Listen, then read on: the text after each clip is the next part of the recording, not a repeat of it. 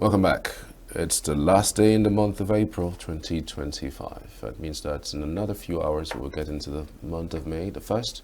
And by the way, it's a public holiday for workers. I hope you are going to find some time to rest and then celebrate your day. But I mean, a whole lot of persons are speaking about workers, given that the government, some state government haven't actually implemented the minimum wage, and it's so sad that that is happening. But the Labour Congresses across the state are making plans to call out these governors in order to make these adjustments quickly too.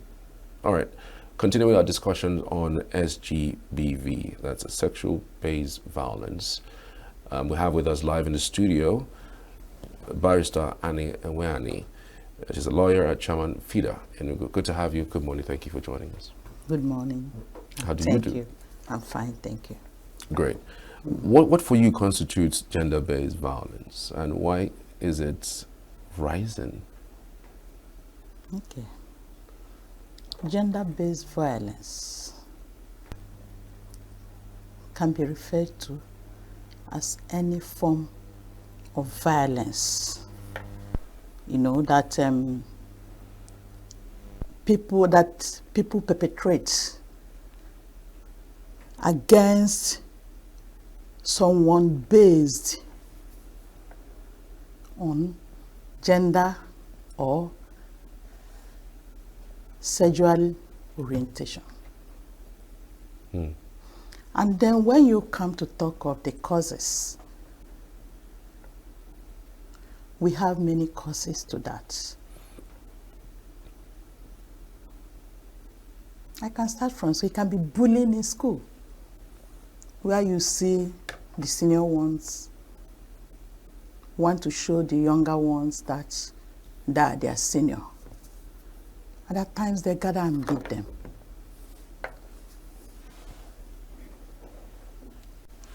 It can come to families. And when you talk of families, this is where marriage do come in, husband and wife most often.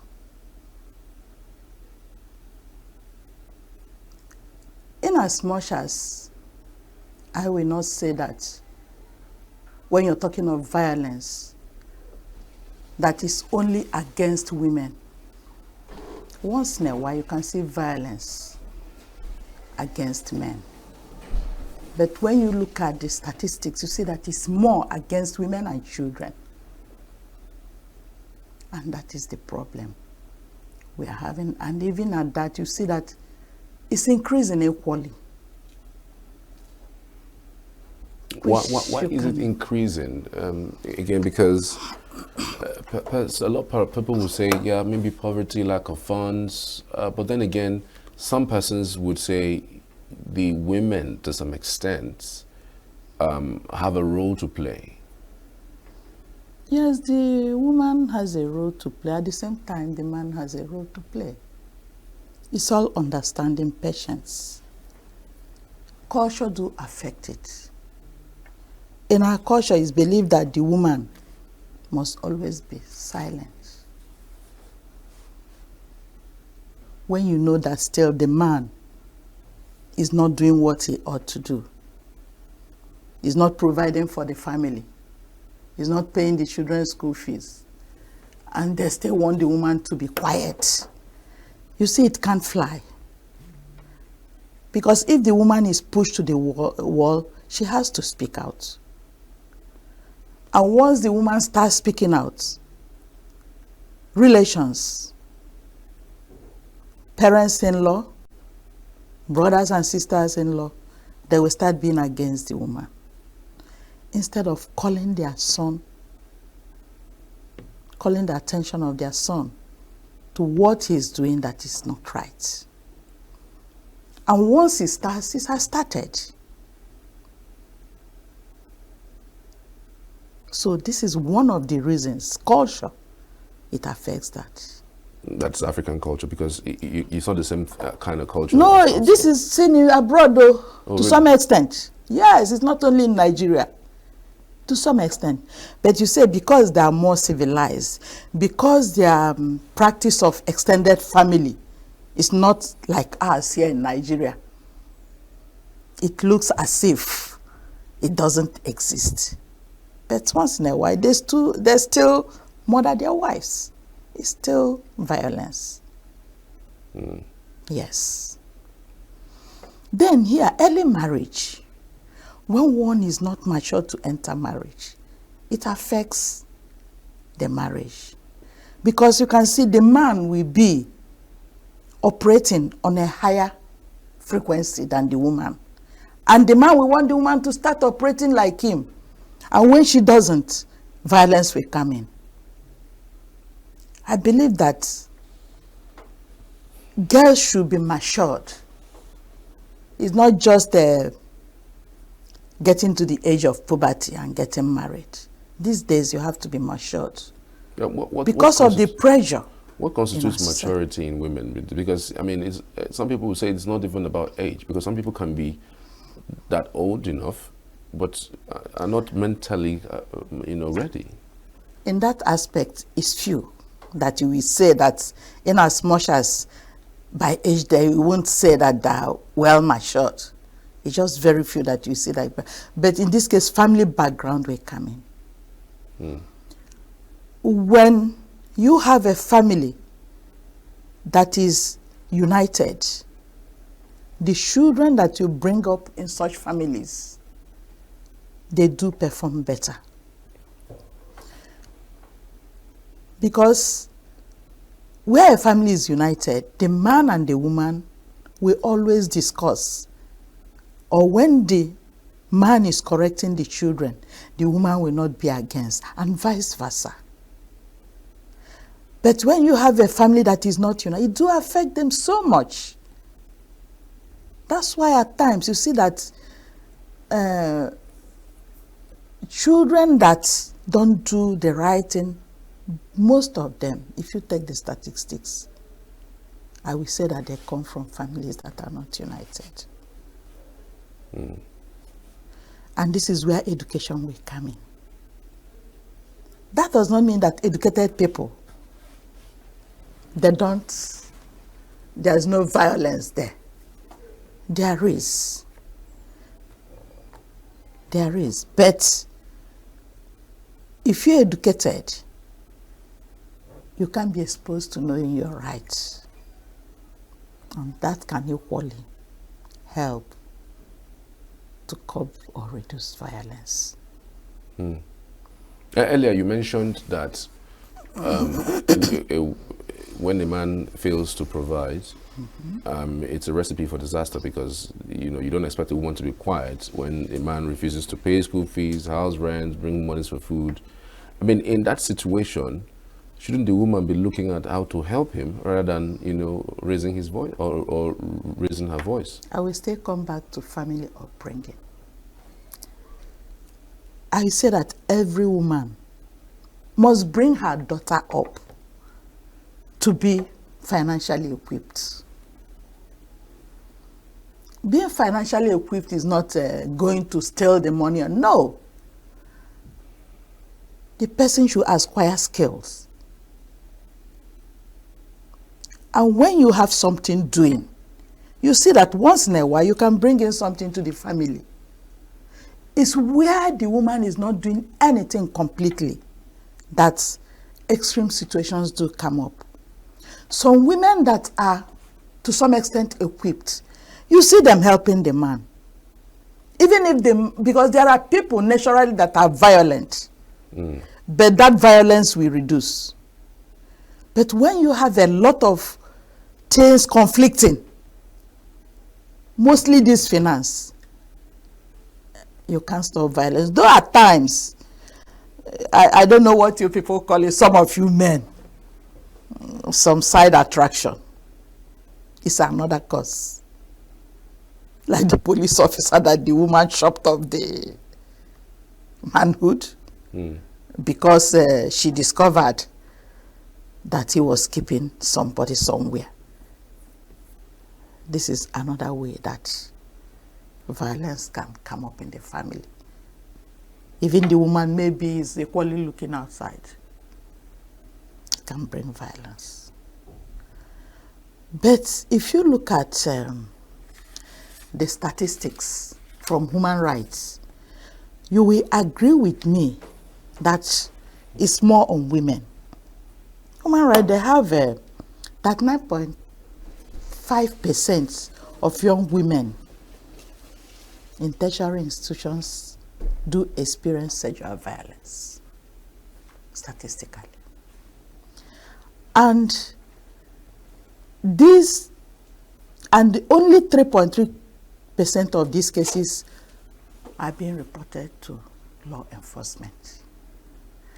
And you know that, you see that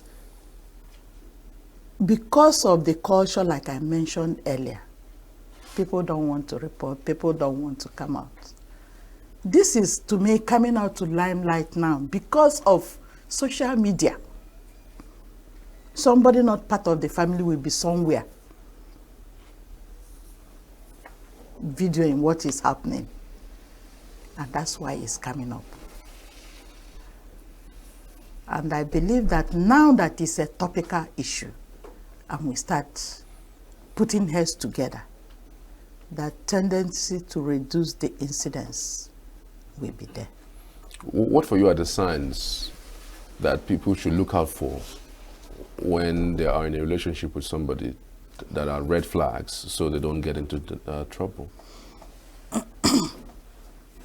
When someone starts voicing, I will kill you, I will harm you, I will pour you acid. See, my knife is there. Well, you don't think that they may be saying it based on the anger that they have at the time, that they're just doing that, not necessarily that they mean it? Well, if you say it once and you stop at that, you may say it's anger. But when you start repeating it frequently, when you start going to it frequently, and not that only that you beat, you know, some men, they beat and close the door. They won't have somebody, they won't allow anybody to come in. When you look at this, then you know that something dangerous might come up. You don't wait until you see it happening before you run for your life. So that's it. Or again, when you see a man bringing in another woman into the wife, into your matrimonial room, then the person is out for something. You know? Or when you cook, for weeks, for months, the man is not eating what you're cooking. It's a bad sign. Naturally, even if you have misunderstanding with your husband, it will not stop you, the wife, cooking for him, and it will not stop him eating your food. So when such things start coming up, you know that there's danger. And you start looking for how to avert it. That's the way. How do you think that social media is helping or exacerbating SGBV? Yeah, social media is helping in the sense that people don't know that some agencies are there to help. Like FIDA, that's International Federation of Women Lawyers. Mediation is one of our core programs. You know, one of our objectives is to protect, promote, and preserve and protect the lives of women and children that are vulnerable. Some people don't know that we exist. And I tell you that when they come together, you listen to them and you guide them. We do resolve some of those cases. There are ones you can resolve, but you can cancel and see how to overcome. If they can't come together based on their intent, because at times you ask them, do you still want to continue as husband and wife? And the man is saying no, no, and the woman is saying no, no, or yes. You don't have to force it on them.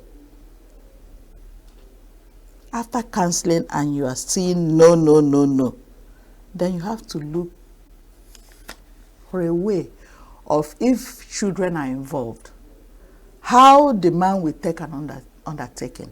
If the woman won't come back, that he has to start sponsoring for the feeding, for the school fees, because at times you see such. So that's it. So, would you advise somebody who is in a violent relationship to leave? And why do you think some women or some people refuse to leave their relationship even when it looks like it's going to kill them? When it's extreme, I will advise the woman to leave. What is There is extreme? no duplicate in life. When you're beaten and you see maybe you have been given broken and some will push you from the upstairs down. Do you understand? Something is wrong. The person should run for their life. But what stops women often not living is their children. Once children are involved, it's just few women will summon the courage to leave such a relationship. But this is where they have a family that is supportive, that can tell you, come back, nothing will happen to the children. And I will say it's better, in as much as biblically, it's not advised that one should leave the family. But when life is threatened, the person should. At times you see them living apart, they will reconcile. Do you understand? When their anger and temper go down, they can reconsider coming together. Because maybe the man will start, if the man is with the children, he will now start appreciating what the woman is doing. That I can't cope. And then we start thinking of reconciliation. At the same time, the woman missing the company of the children, we start, if there is something she is equally doing that is not right, she will start redressing her footsteps.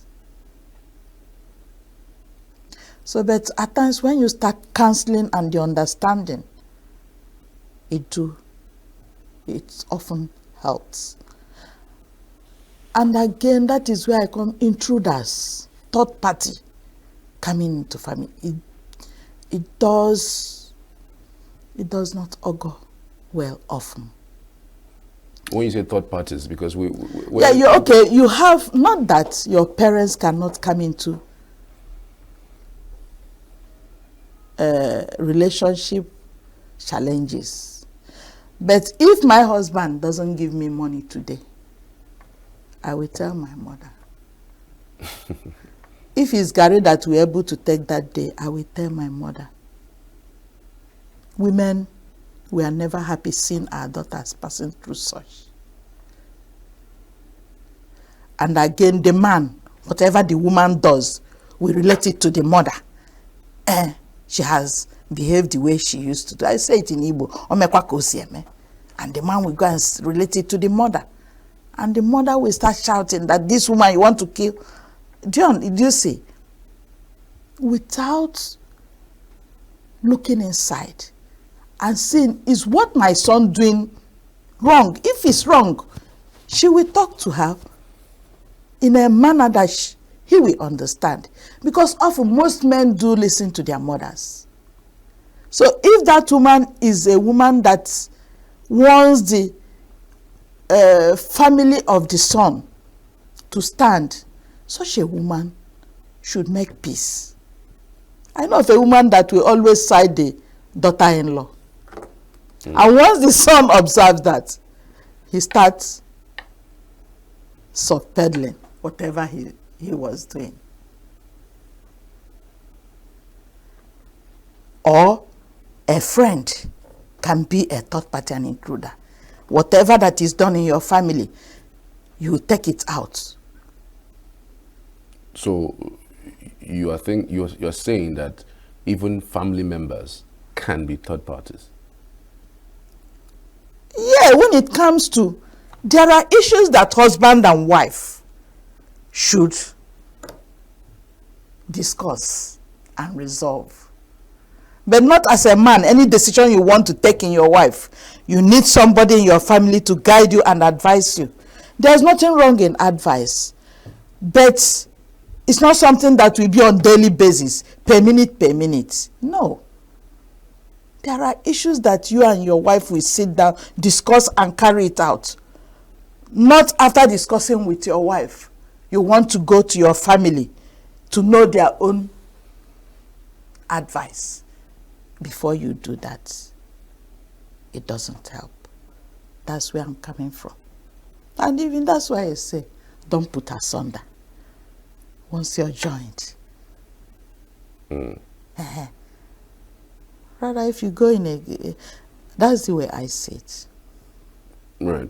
So what then do you think that third parties do? Say, for instance, like you mentioned, that nobody goes to a third party seeking to make their family worse or seeking to make a situation worse. They're going to a third party because they need help. It depends on the type of third party. Like, FIDA will mediate. And in such a mediation, you don't cite anybody.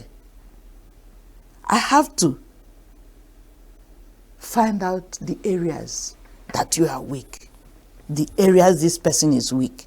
And you see how you bring them together and resolve it. But once you start siding one person, you are not getting it right. That is where third party destroys the marriage. So basically, third parties from families would always side their own persons most of the time in issues. It's not that it's always. Because when you go by our culture, there are challenges you will have in the family, and you see you need the support of the family. You won't throw that away. But once it comes to anything that will cause conflicts in the family, you don't have to encourage it. That's why I'm not saying that you throw away family. Understand what I'm saying? Because at times, maybe one of your children is sick. You, the mother, you are in the hospital with that. And you need somebody to take care of the ones at home. Because now you can't trust the nannies so much. They can harm your children. Your mother-in-law can come and take care of the children at home. Your own mother can equally come and take care. So understand where I'm coming from. Not that that relationship will not be there. No, it will be there.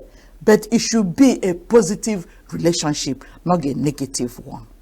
That will disintegrate the unity in the family. That's where I'm coming from. So how do you know a third party that would basically destroy you or destroy your relationship? Because as someone who is in trouble, seeking help from somebody, from a third party, and then the person advises you, and then you want to apply the advice that the third party has given to you, then you see that you have reached a brick wall of some sort. So how do you identify it should manage? Not be a one-sided something. I know. I mean, you must hear the other. You must hear the other person. Do you understand? It shouldn't be one-sided. When it's one-sided, surely you will get it wrong. But when you hear from this person, you hear from this person, and you say, no, I think if you move to this place, it will be okay. If you come to this place, it will be okay. You can get it right. Okay, what if, let's say, the woman, the man, now things are very expensive. Yeah. And last year, the man was giving me 5,000 for food. And as it is today, he's giving me 5,000. And we want me to cook the same quality of food that I prepared last year, this year. And you, the third party, you come in and you say, this money has given you, manage it now. Knowing that things in the market are expensive, without looking at the face of the man, telling him, no, the way things are now, you have to improve on the money you're giving the woman. If the woman is the type that is extravagant, you equally tell the woman, you have to cut this so that you'll be able to cope. So that's what I mean. Okay, so as chairman of FIDA, what are the issues that is rampant amongst married people, especially in that level? Finance. Really? You see, the man, once they have 2, 3 children, we abandon the woman and leave. Or we say, the woman, you have to go to your house. You go back to your family. Because he wants his peace. He doesn't want to spend money. And anytime the woman asks for money, they will start quarreling. So finance is one of it. At times, maybe what the man expected of the girl, he's not seeing it. And they say, even the girl, what he expects. Because some men, when they marry hardworking women, they relax. And we want the woman to start doing everything. It's just few women that can have the patience. If the man lost the job, you understand that it's just something that is time bad. Things can change. But once you start firing that man from day one, problem will come in. So all I'm saying is understanding and culture, appreciating that if you expect your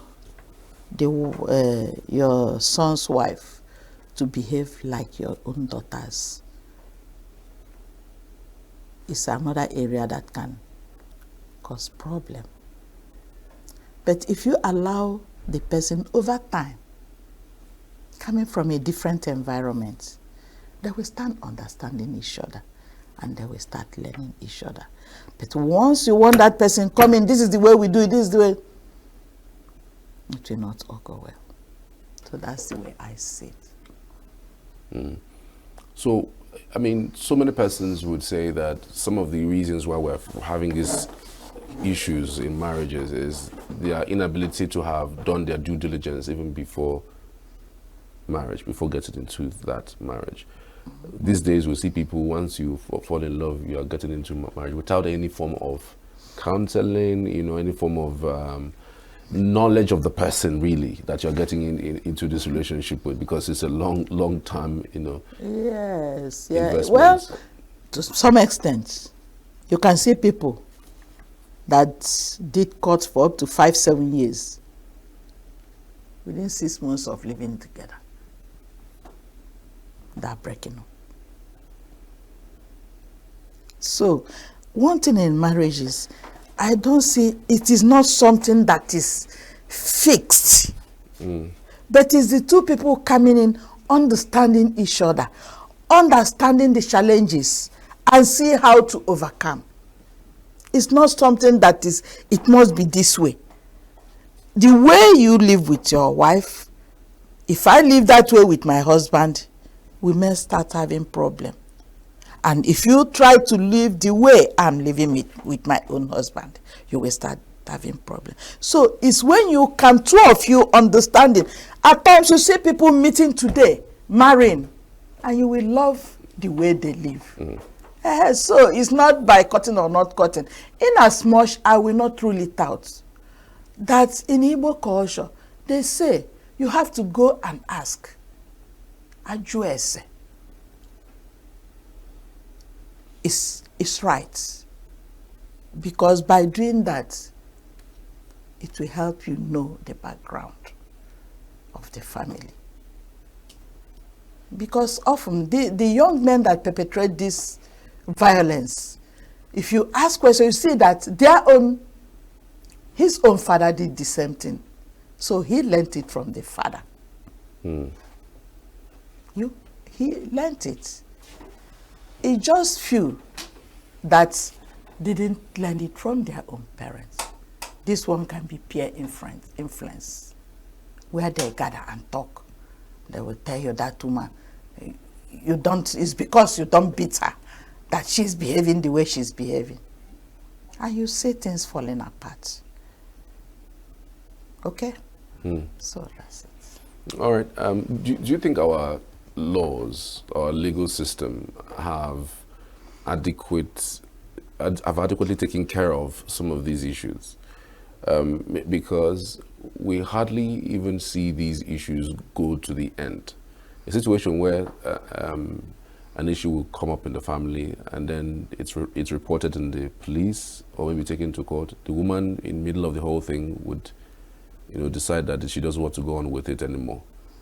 Even when it is seen that she is suffering, and it's good enough that you at least try the justice system. Do you think our laws first are taking care of it? Do you also think that women are not forthcoming when it comes to issues like that because it has to do with their family? It's not only the woman. Equally from the man. At times they will not want to go to court. At times even the woman will go to court. And because she has moved going to court, the family will say never will she come back to the family because she has gone to court. But that notwithstanding, that's why we do advise for mediation. Instead of going to court? Instead of going to court at first instance. It's when that mediation has failed that you can say there is need going to court. Often, if the mediation is done properly, you do have positive results. Because at the end of it, not just at the end of the mediation, you will allow them to go. There will be a follow-up. At times you tell them in 2 weeks' time, initially, we like you to come. Let's see and know how you're doing. In a month's time, you come and know. In 6 months' time. And when that follow-up is being done, you see that it will always help. Because if there's anything the woman doesn't like that is coming up, you can curb it early. And the same way, if there's anything the man is complaining about the woman, you curb it. And by so doing, you get it. So, but that does not mean that then the laws, like you asked, we have laws, but still many people are ignorant of those laws. We have the VAP law, Violence Against Persons Prohibited Act, 2015, Nigeria made that law. You have the Constitution, Chapter 2 of the Constitution, Fundamental Human Rights. It's all there. You have the child's rights. So the laws are there, but people are not aware of it. And now that these things are coming up, advocacy, because we carry out advocacy equally. When you go to the grassroots and talk to people and tell them there are laws and there are this and this, then they will start coming back. So it's equally nice to go to the courts when it is necessary. You can achieve a good result equally. But then the question would be, what do you intend to achieve? Get an injunction against a husband, and then you still live in the same house with him? Those things can be really, really dicey sometimes. Yeah, that's like I said. I said that you initially mediate. Mediate, okay. Where it fails, the court that can then come up with their own judgments, where there will be order, like the man at the end of every month, you have to provide this for the woman. And because it's judgment from court, you see the man keeping to it. Then at times, when a man dies, the woman, the relations will want to take everything from that woman. In this case, the court has to come in. Because the court will help the woman to get back the husband's properties. Maybe she has children and we take care of those children. So,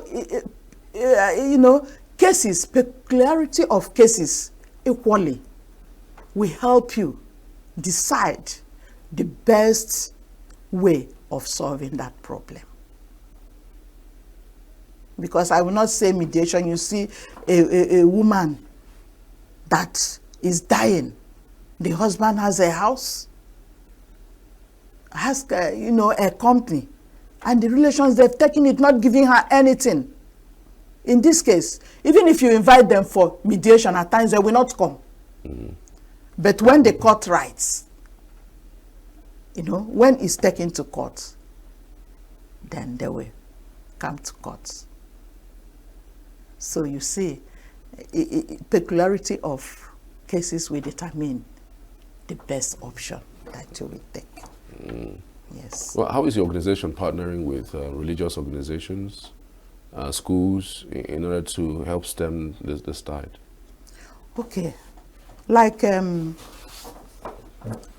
16th day of June, International Day, the African children is being celebrated. And FIDA we always do that. We must go to one school and invite others. They come together and we educate them. We talk to them. At times we visit schools because you can't bring all of them. But when you visit, you will have a greater number to speak to. So we do such. We do such. Then another thing is that can you refresh my mind on the question again? Okay, I was talking about the collaboration between your organization, that's FIDA, and other organizations like the religious bodies, schools. Yeah, we do equally collaborate with religious bodies. Now something like the Catholic, the Anglican, they do have their women conferences. And we do go there, pick topics, present it, and speak to the women. So we collaborate. They always receive us. Like the last, saying no to female genital mutilation that was celebrated last February. We went to a chaplaincy in orthopedic where they have students, and Nike boys do come there. They have student nurses and all. We spoke to them concerning saying no to female genital mutilation. So we still collaborate with churches. It's something that during the August meetings for women, we do go to villages and attend and speak to them. So we collaborate. So in these meetings, because again, some people would also say that violence, it doesn't just start. There's also some signs, some things that happen. Some people will blame it on the way and manner the women speak to their husbands. Something that needs to be discussed, they start shouting, Do you think also the women in that state also have a role to play when it comes to, the way and manner that they relate with their husband, and the way and manner they also speak to and their that is husbands? communication. Communication is very important in every marriage. Communication. I know of a woman that said that the husband, for them to have any in-depth relationship, woman, come here. You see, that is not right. You have to start talking to them. That what you are doing is not going against the culture or anything. You're living as husband and wife. And two of you must relate in a way that will help the family to grow. The man should not shout at the woman. Come on, get that thing for me. That is not right.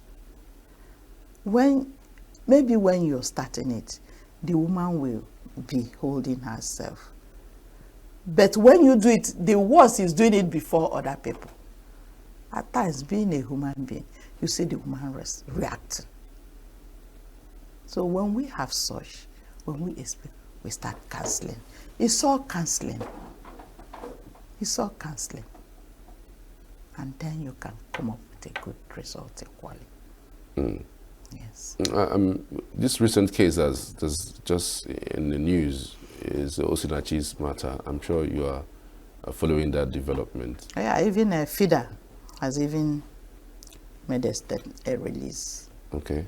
a press release on that. What did FIDA FIDA say? National.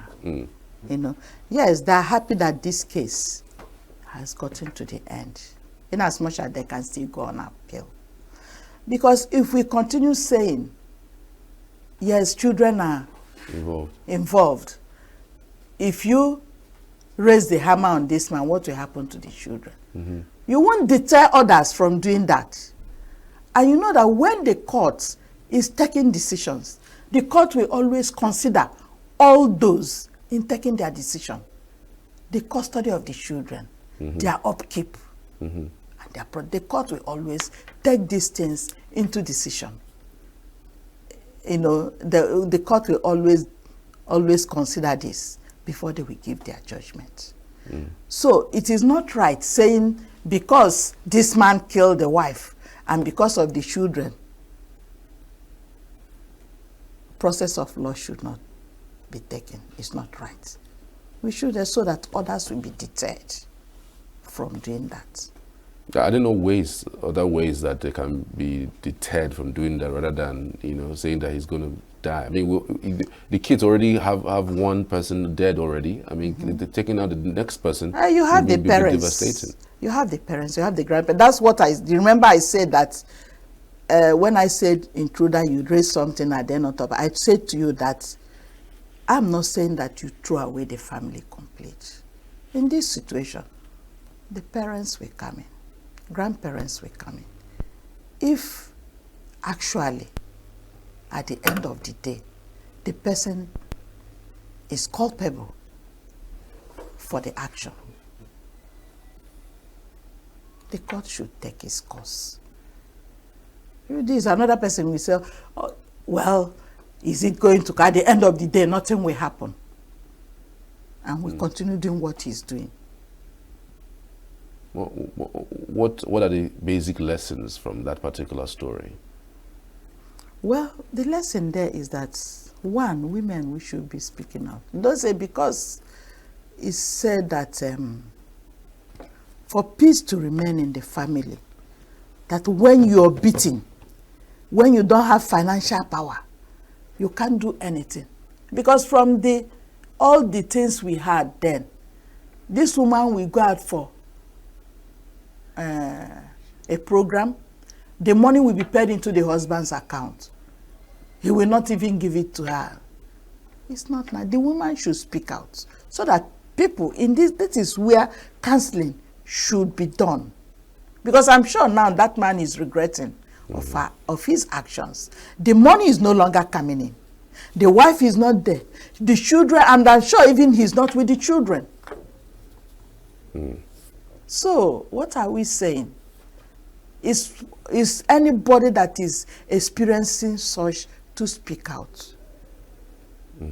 Speak out, I mean, this is where you find the group or organization that will help you.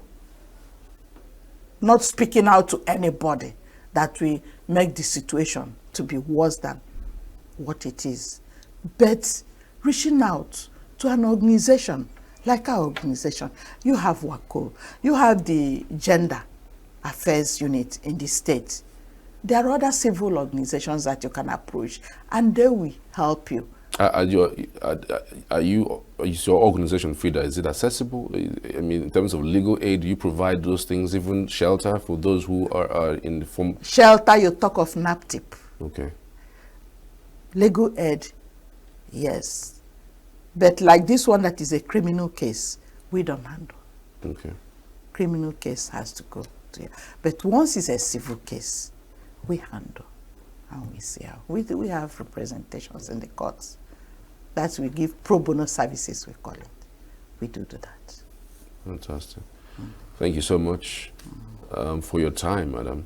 It's been one very, very great discussions today. Barrister Annie Enweani, thank you so much for your time. Thank you so much. She's a lawyer and the chairman of FIDA Enugu State's chapter, giving us an insight into the topic, the rising cases of sexual gender-based violence. It's been one interesting discourse all through today. Thank you again. Thank you so much. Save Nature TV. News in your pocket.